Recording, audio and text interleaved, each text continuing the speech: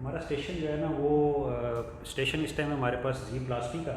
तो एक पेशेंट है हमारे पास जिसकी हमने नेक बनाई हुई है, और ये फेस है, ये नेक है, ये उसकी चेस्ट है, और नेक के ऊपर एक जो है ना एक लीनियर सा स्कार है जो कि 4 सेंटीमीटर की लेंथ का है।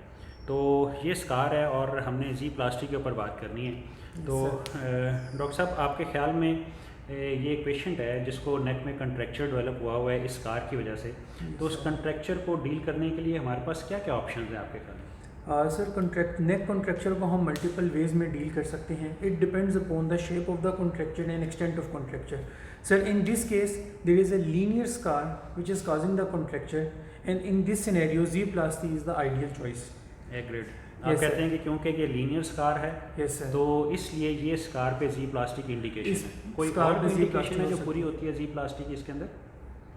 सर हमारे पास, हमारा ख्याल है कि एक क्योंकि ये लीनियर स्कार है और सराउंडिंग पे स्किन हमारे पास अवेलेबल है, सराउंडिंग पे नॉर्मल स्किन तो अवेलेबल ये है। दोनों चीज़ें इंडिकेशन बनाती हैं कि जी प्लास्टी हो सकती है। जी प्लास्टी हो सकती तो है। डॉक्टर साहब, जी प्लास्टी के अलावा भी कोई ऑप्शंस होती हैं कंट्रैक्चर्स को डील करने सर, की? अगर ये कॉन्ट्रैक्चर जो सा है ये स्कार लीनियर स्कार ना हो, ये मॉडरेट स्कार हो या सीवियर कॉन्ट्रैक्चर और हमारे पास नॉर्मल सराउंडिंग स्किन अवेलेबल ना हो, तो फिर उस कंडीशन में जी प्लास्टिक के अलावा हमें डिफरेंट ऑप्शंस पे जो सा है ना वो फोकस करना पड़ता है।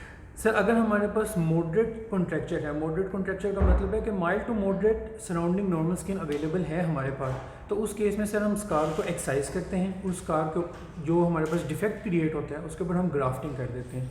And grafting can be of any type, it can be split thickness skin graft और full thickness skin graft. And sir, if there is a severe contracture and no surrounding skin is available, we excise whole of the scar and then we cover the defect either with some sort of flap, which includes supraclavicular flap or other flaps, or even if flap option is not available, then we may cover the defect with some sort of skin substitute. Great. इसका मतलब यह है कि आप ये बताना चाह रहे हैं कि कंट्रैक्चर्स को डील करने के लिए डिफरेंट ऑप्शंस हैं। Exactly, जी sir. प्लास्टी हो सकती है, ग्राफ्ट हो सकता है, फ्लैप हो सकता है। Yes, sir. ये जो पर्टिकुलर केस है जिसमें पे लीनियर हमें एक स्कार नज़र आ रहा है, Yes, और sir. जिसमें सराउंडिंग स्किन अवेलेबल है, तो ये एक जी प्लास्टिक इंडिकेशन। जी प्लास्टिक का आइडियल। अब हमें इस केस की जी प्लास्टी करनी है, तो what are the Yes, sir. Principles of Z plasty? Sir, Z plasty में हमने कुछ प्रिंसिपल्स को फॉलो करना होता है। Sir, basically Z plasty is a type of transposition flap and it is a technique in which we lengthen the scar by acquiring surrounding normal skin.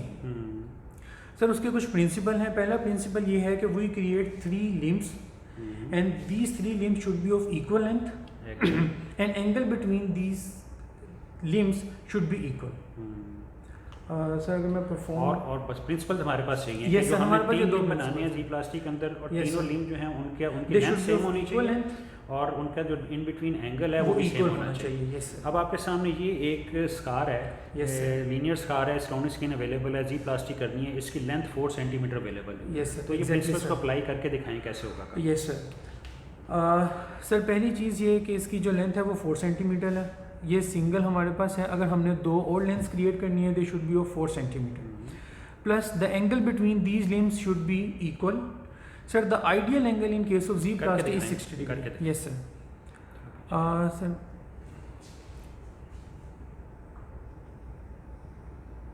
sir, this is the contracture that is available with us, and the length of this contracture is 4 centimeter. So we create 2 more limbs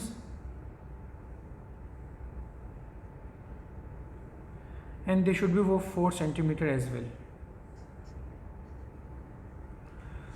Sir, limbs are of equal length.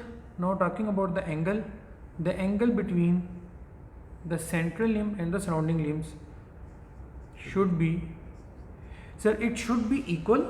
The ideal angle is 60 degree. अब आप ये बताना चाह रहे हैं कि हमारा जो 4 सेंटीमीटर का स्कार है उसके Yes, sir. हमने 3 लिम्स बनाने हैं। वो जो 3 लिम्स होंगे, all limbs should be of equal length. ये Equal भी length. 4 होना चाहिए, ये भी 4 होना चाहिए, ये भी 4 होना Yes, चाहिए। sir. और फिर इनके दरमियान के जो एंगल बनते हैं वो एंगल इक्वल होने चाहिए। वो equal होने और चाहिए ऑप्टिमल एंगल जो है ना वो हमारे पास 60 डिग्री 60 होता है। degree. Yes, 60 sir. डिग्री जब हम बनाते हैं तो कितनी लेंथ अचीव करते हैं? सर, जब हम 60 डिग्री एंगल बनाते हैं तो हम 75% थ्योरेटिकल लेंथ इंक्रीज करते हैं। And what's about the other angles, अगर हम कम करें या ज़्यादा करें? Yes, sir. Sir, we can range the angle between 30 degree to 90 degree, but we cannot go 30 beyond the degree से 90 एंगल 30 डिग्री से लेंथ कितनी अचीव हो जाएगी? सर, 30 डिग्री एंगल अगर हम दोनों लिम्स के दरमियान रखते हैं तो उससे सर 25% लेंथ इंक्रीज एंड होती है। What's sir. About the 90 degree? Sir, अगर हम 90 डिग्री रखते हैं तो we can achieve 120 sir 100% achieve कर सकते हैं। तो अगर हम लोग 90 से भी ऊपर चले जाएं तो क्या प्रॉब्लम होगी? सर अगर हम 90 से ऊपर चले जाएं तो we will face the difficulty in transpositioning of the flap. And what's about if you are reducing the angle by below 90, below Sir, 30? if you keep it less than 30 degree, it will cause the tip necrosis of the flap. Agreed. अब ये जो scar है and point इसका क्या बनेगा? Yes sir. So we will name these flaps as A and B.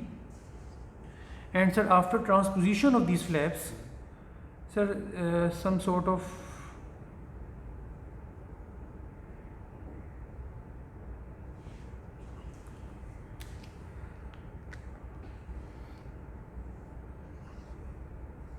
yes sir.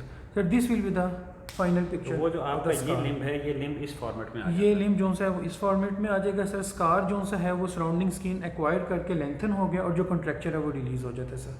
Thank you very much. Thank you.